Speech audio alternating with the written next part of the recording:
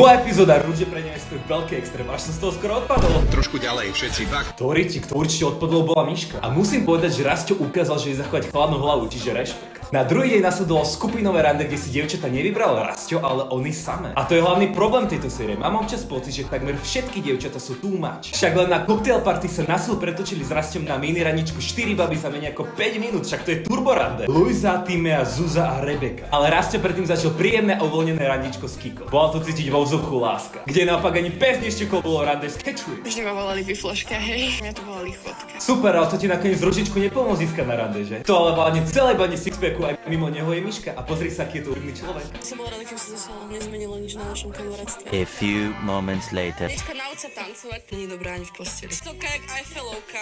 Nedodržovanie pravidel, prerušovanie rand, baby majú medzi sebou jednoducho nulový rešpekt. A my môžeme ďakovať Krištofovi, že Rastia na toto celé nahovoril. Zatiaľ sú práve oni dva jediná netoxická vec celej show. A Kika je zatiaľ v mojich očiach tá najlepšia voľba. Nezabudni dať follow, lebo toto celé je stále ešte len začiatok.